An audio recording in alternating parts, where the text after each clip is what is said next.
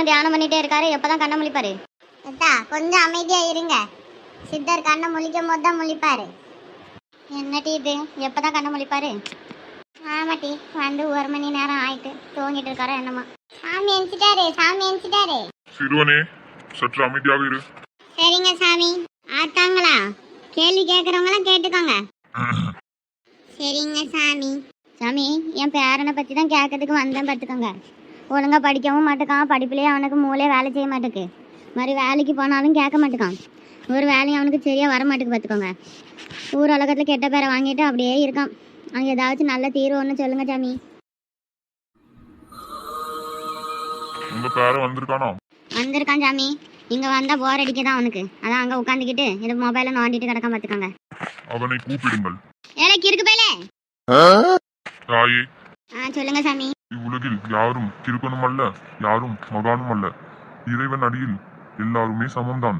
அதனாலே இனிமேல் இந்த தீய சொற்களை பயன்படுத்தாதீர்கள். சரிங்க சாமி, மன்னிச்சிருங்க. என்னிடம் மன்னிப்பு கேட்காதே, அந்த இறைவனிடம் மன்னிப்பு கேள்.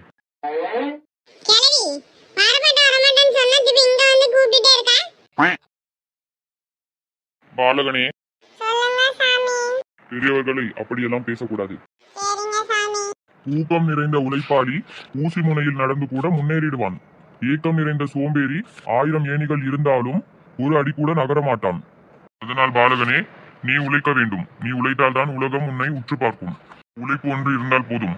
பேரு, புகழ், பணம் எல்லாம் உன்னை தேடி வரும். சாமி, இந்த ஊர்ல எவனும் வேலையே கொடுக்க மாட்டேதான் சாமி. யாரை கேட்டாலும் வேலை நீலாம் செஞ்சுக்கிட மாட்டே, நீ அதுக்கு சரிப்பட்டு வர மாட்டே, இதேதான் சாமி சொல்றாங்க. எனக்கு ஊரை பிடிக்கல, ஊருக்கும் என்ன பிடிக்கல. நான் என்னதான் சாமி பண்றது?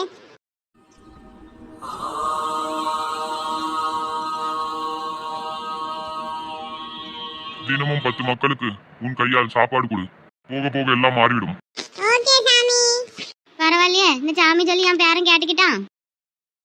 சாமி, கூறுங்கள் மானிடா, என்ன பிரச்சனை? சாமி, என் கடையில் வியாபாரம்லாம் ஆகுது. ஆனால் நான் நினச்ச மாதிரி டெவலப்மெண்ட் ஆக மாட்டேங்குது சாமி. என்ன முன்னேற்றத்தை நீ எதிர்பார்க்கிறாய்? சாமி, கடை வைக்கும் போதே நான் நினச்சேன் சாமி, இப்போ வியாபாரத்தை ஆரம்பித்து கொஞ்சம் கொஞ்சமாக முன்னேறி பெரிய கடையாக பெரிய சூப்பர் மார்க்கெட்டாக ஓப்பன் பண்ணிடலாம் அப்படின்னு நினச்சேன். ஆனால் இன்ன வரைக்கும் அதே கடை தான் ஓட்டுதான் சாமி. சூப்பர் மார்க்கெட்லாம் ஆரம்பிக்க அளவுக்கு எனக்கு பணம் வர மாட்டேங்குது சாமி.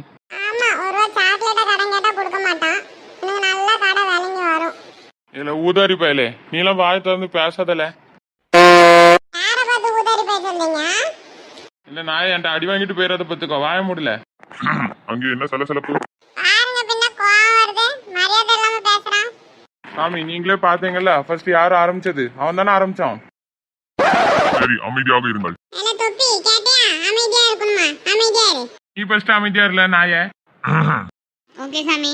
2 பேருமே அமைதியா இருக்கீங்களா இல்ல வெளிய போறீங்களா? வெளிய தானே இருக்கோம். வீட்டுக்குள்ளே இருக்க மாதிரி. வெளியனா இங்க இருந்து தூரமா போறது. சரி சரி, நாங்க அமைதியா இருக்கோம். நீ ஃபர்ஸ்ட் வந்து டிக்கே கீழ வை. அந்த பயம் இருக்கணும்.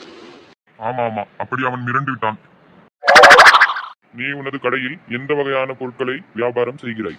நான் வந்து அரிசி, பருப்பு, சீனி, உப்பு, எண்ணெய் அந்த மாதிரியான பொருட்களை வச்சிருக்கேன் சாமி. மளிகை கடை சாமி என்னைக்குள்ளது. ஆமா, மாதிரி கருவாடு எல்லாம் இவங்க கடையில இருந்தா வாங்குவோம் சாமி. அதான் உன் பிரச்சனை. என்ன சாமி பிரச்சனை? பிணங்களை கடைகளில் வைத்துக் கொண்டு நீ லக்ஷ்மியை எதிர்பார்க்கிறாய். பிறகு எப்படி லக்ஷ்மி உன் கடைக்கு வரும்? நான் இந்த பணத்தை சாமி கடையில வச்சேன். அப்படியா சாமி? கருவாடு விற்கிறது தப்பா சாமி? ஆம், ஒரு உயிரை கொன்று அதனை உன் கடையில் வைத்து நீ வியாபாரம் செய்வது மிகவும் பெரிய தவறு. அந்த உயிரை நீ எடுக்காவிட்டாலும் சரி, அது தவறுதான். முதலில் இத்தகையான பொருட்களை உன் கடையில் இருந்து நீக்கம் செய். அதன் பிறகு சாயந்தரம் உப்பு, மஞ்சள் இது போன்றவையான பொருட்களை நீ விற்கக்கூடாது. பணம் தந்தாலும் சரி, நீ விற்கக்கூடாது. அதன் பிறகு பார், உன் கடை ஓஹோ என்று வரும். சரிங்க சாமி, சரிங்க சாமி. அடுத்தவங்க வரலாம். ஏடி பட்டம்மா, நீ என்னன்னு கேளு. கேட்க சாமி. என் மருமவா கல்யாணம் முடிஞ்சு வந்து 8 வருஷம் ஆயிட்டு. இன்னும் அவ வயித்துல ஒரு புழு பூச்சி கூட தங்கல சாமி. அதுக்கு ஒரு வழியை சொல்லுங்க சாமி. புழு பூச்சி தங்கலன்னா கெட்டு போன பொருளா வச்சு ஊட்டுங்க. புழு பூச்சி தானா வயித்துல வந்துரும். எனக்கு இருக்கு பையல, என்னலாம் பேசுதா? வாய முடியல. பாலகனே, சொல்லுங்க சாமி. சற்று அமைதியாக இரு. புழு பூச்சி தானே கேட்டாங்க சாமி, அதுக்கு தானே பதில சொல்லுறேன். அதற்கு பதில் சொல்ல நான் இங்கு அமர்ந்திருக்கிறேன். நீ சற்று அமைதியாக இரு. சரி சாமி.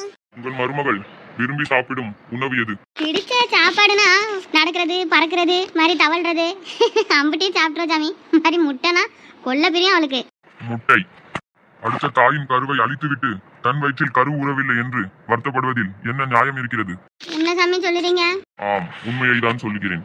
முதலில் மாமிசத்தை உண்ணுவதை தவிருங்கள். அனைத்து உயிரினங்களும் உலகில் வாழ்வதற்கே படைக்கப்பட்டன. நமக்கு மட்டும் வாழ்வதற்கு உரிமை உண்டு என்று நினைத்து நாம் மற்ற உயிர்களை அழிப்பது மிகவும் பெரிய தவறான செயலாகும். சரி சாமி, அப்ப இதெல்லாம் விட்டுட்டோன்னா கருலாம் தங்கிருமா? முதலில் மாமிசத்தை உண்ணுவதை நிறுத்திவிட்டு கடவுளிடம் போய் மன்னிப்பு கேளுங்கள். அதன் பிறகு ஒவ்வொரு திங்கட்கிழமையும் சிவபெருமானுக்கு பாலாபிஷேகம் பண்ணிவிடுங்கள். கண்டிப்பாக சிவன் அருளால் உங்களுக்கு ஒரு குழந்தை பாக்கியம் வந்து சேரும். கண்டிப்பாக உங்கள் மருமகளுக்கு குழந்தை பாக்கியம் கிட்டும். ஓம் நமச்சிவாயம். சரிங்க சாமி, நீங்க சொன்ன மாதிரியே பண்ணிருந்தேன். பட்டமாச்சி சொல்லல, அந்த அத்தை மீன் வாங்கி வச்சிருக்காங்களா, கழுவதுக்கு கூப்பிடுதாங்க, சீக்கிரம் வாங்க. வந்துரும்ல போ. சாமி, நீங்க சொன்ன மாதிரியே பண்ணிருந்தேன். ரொம்ப நன்றி சாமி. குருதாயே, உனக்கு என்ன பிரச்சனை? சாமி, என் மனவேதனை என்னன்னு சொல்ல, ஏதுன்னு நான் சொல்ல. என் மருமக படுத்துற குடும்பம் என்னால தாங்க கழியல சாமி. சில நேரம் அடிக்க வர சாமி, என்னால முடியல.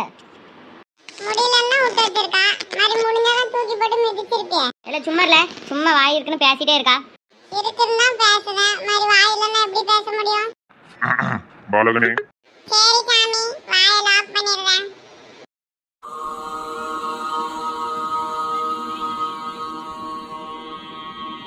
உமது கேள்விக்கான விடையை எமது அப்பன் முருகன் அவன் உனக்கு விடுத்துள்ளான். சொல்லுங்க சாமி. நீ யாத்திரை செல்ல வேண்டும். இந்த வயசுல எங்க சாமி யாத்திரை போறதுனா? தாயே, வயதை ஒரு தடங்கலாக கருதாதே. எந்த வயதானாலும் சரி, முருகன் துணை இருப்பான். உனக்கான சக்தியை அந்த முருகர் அளிப்பார். நீ அந்த ஆறுபடையையும் சென்றடைந்து அவரின் முழு ஆசியையும் பெற வேண்டும். அப்படி ஆசி பெற்று நீ வீடு திரும்பும் போது உந்தன் வீட்டில் அமைதி நிலவும், சாந்தி கிடைக்கும், மகிழ்ச்சி பெருகும். அதனால் தாயே, நீ பயப்படாதே, தயங்காதே. எல்லா விதமான பாரத்தையும் என் அப்பன் முருகனிடம் விட்டுவிட்டு யாத்திரை செல்வதற்கான முயற்சிகளை தொடங்கு. எல்லாம் நன்றாகவே நடக்கும், சிறப்பாகவே நடக்கும். ஓம் நமச்சிவாயம். சரி சாமி, நீங்க சொன்னபடியே செய்தேன். வீட்டுல இருக்க சண்டை சச்சரவு முடிஞ்சா ரொம்ப நல்லா இருக்கும் சாமி. மகிழ்ச்சி உண்டாகட்டும். சரி சரி, எல்லாரும் கிளம்புங்க. சாமிக்கு தியானம் பண்ற நேரம் ஆரம்பிச்சிட்டு எல்லாரும் காணிக்க மறக்காம வச்சுட்டு போங்க. சரிண்ணா. நீ எத்தனை நாளைக்கு தான் சொல்ல மாட்டேன்னு இருக்க போறியோ. நூடுல்ஸ் மண்டா பாய். இதெல்லாம் பப்பாளி மூஞ்சி. கோபப்பட்ட எனக்கு சிரிப்பு வருது பாத்துக்கோ. இருட்டி, நீ இப்ப புதுசுல கொஞ்ச நாள் போட்டோம். உடனே அந்த பப்பாளி மூஞ்சி விட்டு வைக்க மாட்டான், ஏதாச்சும் ஒரு பேர் வைப்பான் பாரு. அந்த அண்ணா அப்படிலாம் பண்ண மாட்டாங்க, எனக்குலாம் பேர் வைக்க மாட்டாங்க. ஓ, எதுக்கு? அவங்க மேனேஜர் பொண்டாட்டின்னு சொல்லிட்டு உனக்கு பேர் வைக்க மாட்டாங்களோ? சும்மா இருட்டி, அப்படியே நான் சொன்னேன். அது எப்படி மேடம் சொன்னீங்க நீங்க? சும்மா ஏதாச்சும் வம்பு பேச்சு பேசிட்டே இருப்பேன், அதனால உனக்கு அப்படி பேர் வச்சிருப்பாங்க. நான் அப்படிலாம் கிடையாதுல, அதனால எனக்கு பேர் வைக்க மாட்டாங்க. கொஞ்ச நாள் போட்டோம், அதுக்கப்புறம் பாரு. அமைதியா இருந்தா அதுக்கும் ஒரு பேர் தேடி கண்டுபிடிச்சு வச்சிருவான் கூகுள். சரிட்டி, நேரம் ஆயிட்டு, போயிட்டாரேன். பாய். பாய்.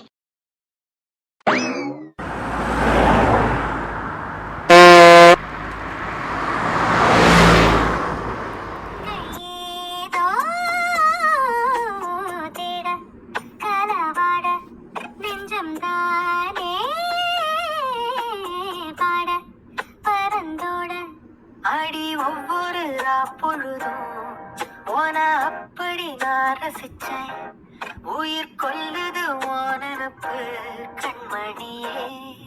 ஓ, கண்கள் ஏதோ தேட. பேசுறது புரியுதா ஜெர்னி? நார்மலா இருக்கீங்களா? எதுவும் அடிபட்டிருக்கா? சாரி, ஏதோ நினைப்புல இருந்துட்டேன். பரவாயில்ல, உங்களுக்கு எதுவும் அடிபடல? இல்ல, எனக்கு எதுவும் அடிபடல. சரி, நாங்க உங்க பேக் பிடிங்க. எப்படி போவீங்க ஜெனி? பஸ்ல தான். சரி, பத்திரமா போங்க, பார்த்து கிராஸ் பண்ணுங்க ரோட. சரியா? சரி.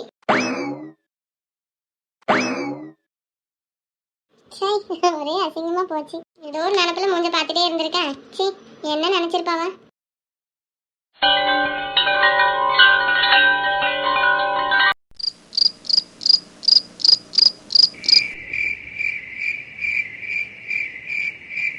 ஜெனி எப்பவும் ஸ்மைலிங் ஃபேஸோட சாருன்னு சொல்லி தான் பேசலாம். இன்னைக்கு முகம் கொடுத்தே பேசல, மொட்டையாக வேற பேசலாம். தப்பா எதுவும் நினச்சிருப்பாளா? ஜெனியை காப்பாற்றுறதுக்கு தான் நான் டக்குன்னு கை பிடிச்சேன். எதுவும் என்ன தப்பாக நினச்சிருப்பாளா? சரி, அப்படி நினச்சிருந்தா நாளைக்கு போய் மன்னிப்பு கேட்டுற வேண்டிதான்.